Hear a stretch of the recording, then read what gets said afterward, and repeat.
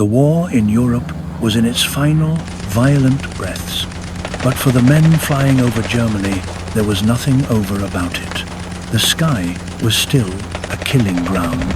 High above a sea of B-24 bombers, a single P-51 Mustang cut through the cold air. At the controls was Lieutenant Richard Candelaria, 22 years old, calm, deliberate, the kind of pilot who didn't waste words or bullets. He was the first to reach the rendezvous point. The rest of his squadron was trapped somewhere in the cloud deck below. 3 minutes alone. Up there, that's a long time. You start hearing your own heartbeat louder than the engine. He scanned the horizon through the bubble canopy of his Mustang D model, a design that gave him full visibility, the kind that could save your life. Because in a P-51, your radar wasn't metal or wires, it was your eyes. Miss one flicker in the sky, and you might never see another sunrise. Then, movement, 7 o'clock low. At first, just dust specks. Then they grew fast, too fast. Messerschmitt 262s. The Germans had unleashed their miracle weapon, the world's first operational jet fighters, faster by 100 miles an hour, climbing like rockets, and armed with cannons that could shred a B-24 in seconds. Candelaria had seen them before. He'd chased them before, but nobody caught a jet. Not then. Now, 2 of them were cutting straight toward the bombers, and Richard knew exactly what that meant. If he didn't act, hundreds of men would never make it home. He shoved the throttle forward. The Merlin engine screamed past redline. The Mustang dove like a hawk, wind howling against the canopy, the altimeter spinning down. He went head-on with the jets. That's not strategy. That's instinct. Sometimes, the only way to stop death is to fly straight into it. The closure rate was insane. The Germans dipped their noses slightly, just enough to throw off his aim. He cursed, dropped his external fuel tanks, hoping the tumbling metal might spook them, or even hit one. They banked away, breaking formation. That was all he needed. He rolled over, pulled hard into a split S, trading altitude for speed. At nearly 500 miles an hour, he came up behind them, the sky lit with tracer fire. He saw sparks flash just behind a jet's cockpit, then smoke, thick, black, oily.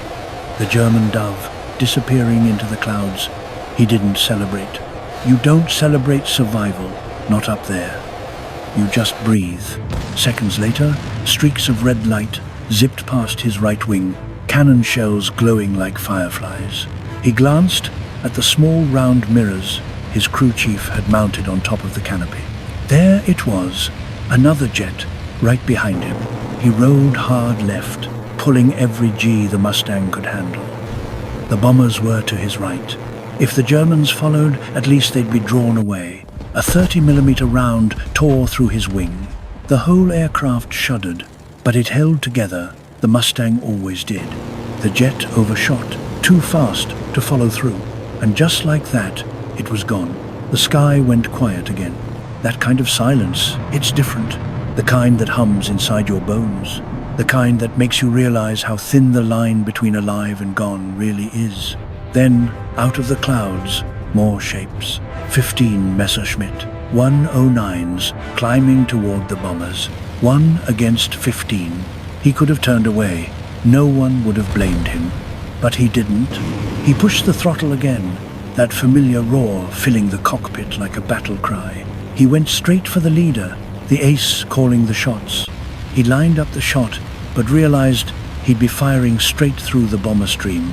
Friendly fire wasn't an option, not for him. So he dove under the German's left wing, pulled vertical, and came up behind him in a high G roll. Every muscle screamed, the airframe creaked. The 109 opened fire on the B-24s.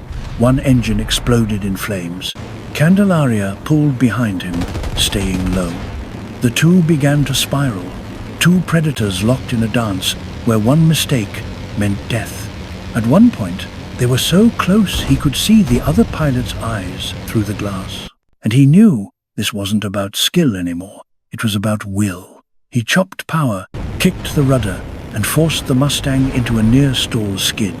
The P-51 swung sideways, right onto the German's tail. He didn't even wait for the gun sight to catch up. He just trusted his gut. He fired. The 109 erupted in smoke and fell, spinning into the clouds. Richard held the stick steady, breathing hard. He didn't shout, didn't smile, because victories like that, they don't feel like victories. They feel like borrowed time.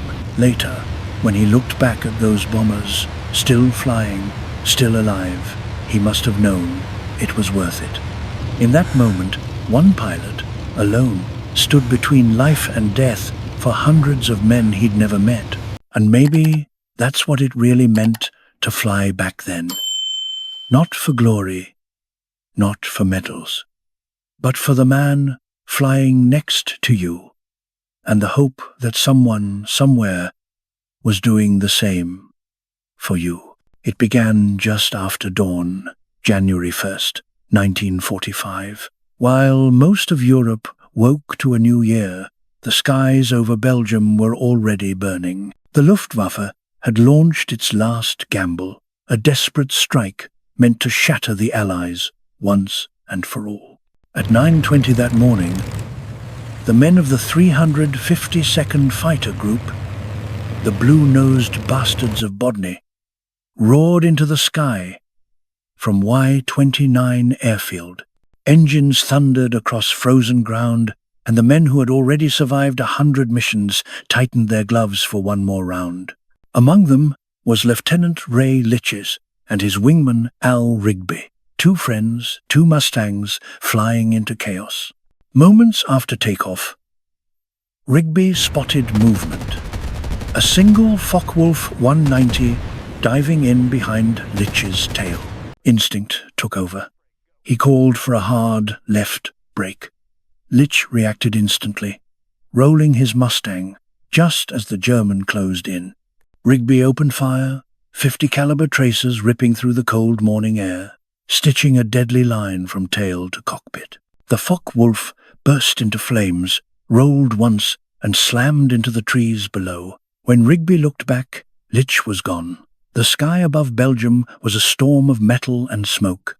Mustangs, Thunderbolts, Messerschmitts, hundreds of planes twisting and falling through the same patch of air.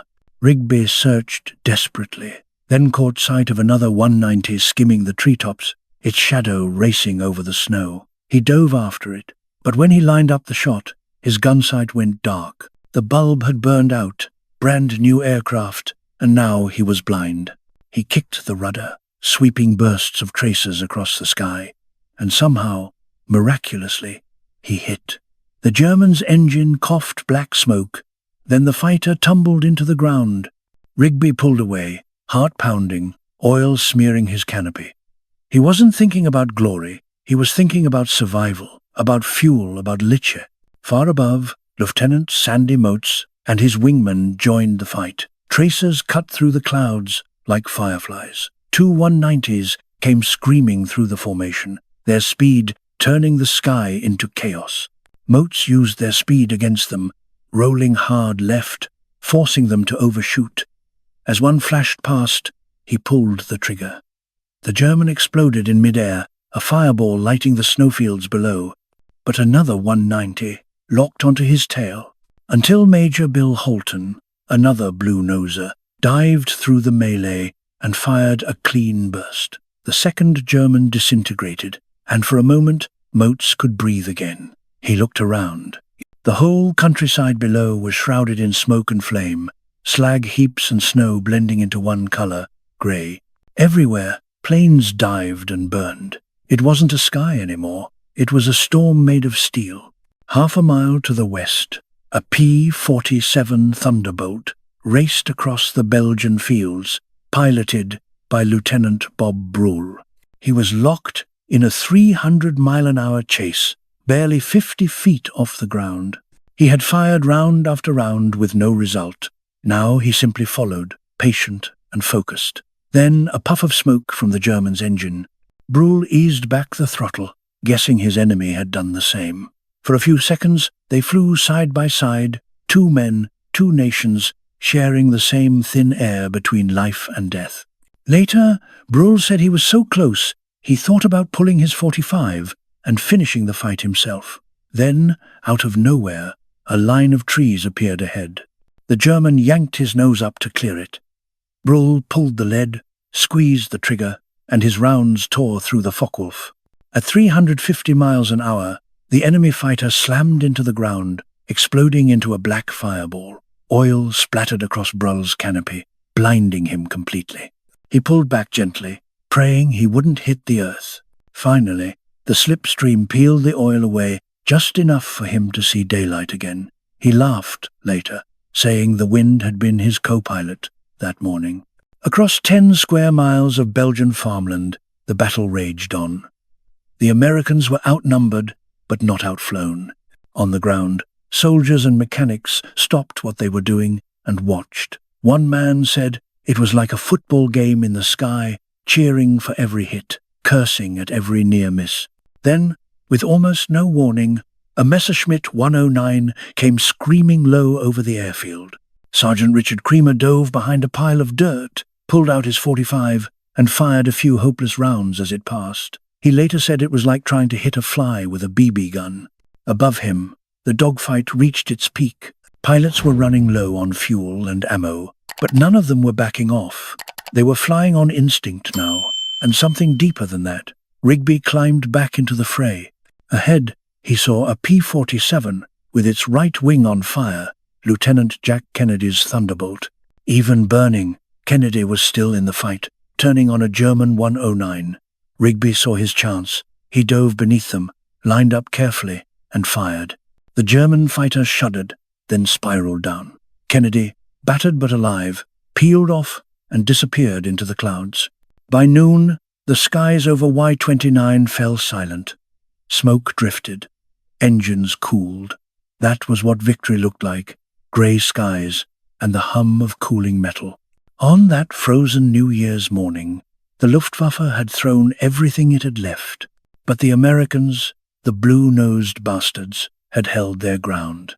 From that day forward, Germany would never again rule the skies, because courage, when shared between men like that, has a way of breaking more than just enemy lines. It breaks the myth of invincibility and reminds the world that freedom survives only through those willing to fly through hell to protect it. It was Al Rigby's third victory of the day, but hundreds of miles to the southeast, another pilot was about to face his own test. July 26th, 1944. 8:45 in the morning. 12 P-51 Mustangs, their tails painted in black and white checkers, cut through the thin alpine air near Graz, Austria. They flew 7,000 feet above the bombers, sunlight flashing off silver wings. In the number 4 slot sat First Lieutenant Art Fiedler, calm and steady, the way all good wingmen are. He'd been on long-range escort duty before. They called these runs milk runs, long, routine, almost boring. 5 hours of sky and silence. But war has a way of changing its tone without warning. Minutes into the mission, Fiedler looked down and froze. Below him, a formation like nothing he'd ever seen. 8 German fighters, flying side by side, almost wingtip to wingtip. And behind them, another row, and another. 8 across, 8 deep. 64 Focke-Wulf 190s, perfectly aligned like a machine made of wings. For a split second, he thought they might be American. But then, the sunlight caught the crosses on their wings, and the truth hit him like cold steel. They were German, and they were already firing. 30mm shells tore through the bomber stream below. B-17s turned into fireballs. Fiedler keyed his radio, calling it in. Bogies, they're hitting the bombers. Then he pushed his throttle forward. He knew he couldn't stop them all. But maybe, if he hit the lead element, the rest might scatter. He dove headlong into the storm, but by the time he pulled out, the sky was full of falling giants. B-17s tumbling out of formation, their wings shearing away, chutes blooming like dandelions against the smoke. He saw one bomber roll inverted, spin twice, and break in half. 20 parachutes, maybe more. And through it all, Fiedler whispered to himself, "Don't hit anyone.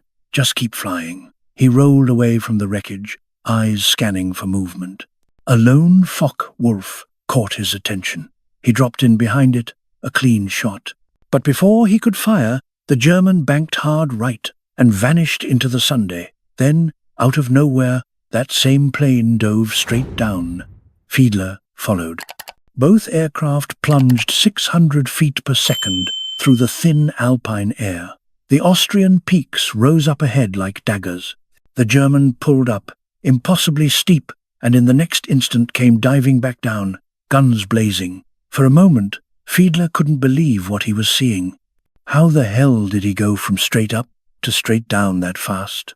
It didn't seem human, but war has a way of erasing what's possible. Fiedler reversed, chasing the Focke-Wulf through a narrow mountain pass, the two planes weaving through snow-dusted ridges at over 450 miles per hour.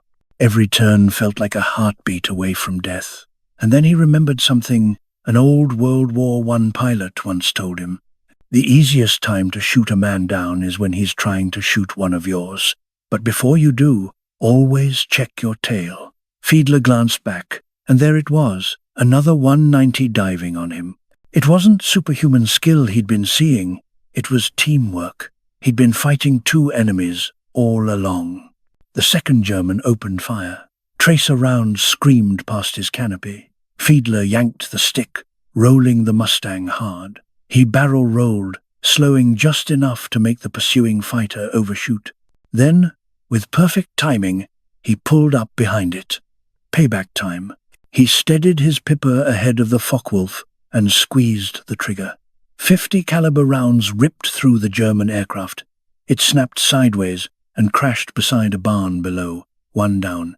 But the first 190 was still out there. Fiedler stayed low, racing down the valley at full throttle. After a minute and a half, the canyon bent sharply left. He followed, and out of the haze, another plane appeared head-on. For a heartbeat, he almost fired. But then a voice crackled in his headset. "If that's a P-51 coming toward me, waggle your wings." He did. The other pilot did the same. It was Bill Lowry, his squadron mate. Relief hit him like oxygen. The two Mustangs formed up, sweeping the sky for targets. Then Lowry suddenly dove. Fiedler followed his gaze. A long trail of black smoke cut across the valley below. A wounded Messerschmitt 109, barely skimming the ground. Lowry lined up for the kill, fired a short burst, and ran dry. He pulled up, laughing over the radio. "He's all yours, you lucky son of a gun." Fiedler dropped in behind the smoking German. He closed in slowly, 250 yards. 200. At that altitude, one mistake meant death for both. Lowry's voice shouted in his headset, "Shoot! Shoot!" But Fiedler waited. Patience, that's what saves you up there. The German panicked. At barely 10 feet off the ground, moving at nearly 400 miles an hour, he tried to bail out. It was a fatal decision. His body hit the ground, bounced once, twice, and slammed into his own burning wreck. Fiedler pulled up hard, horrified. He'd seen men die before, but never like that. He said later, "We always think air combat is machine against machine. We don't usually see the blood. That day, I did." He climbed back to altitude, the mountains fading beneath him. By the time he returned to base, he had scored his 4th and 5th victories. But there was no celebration that day, only silence, the kind that follows when you've seen too much and lived to tell about it.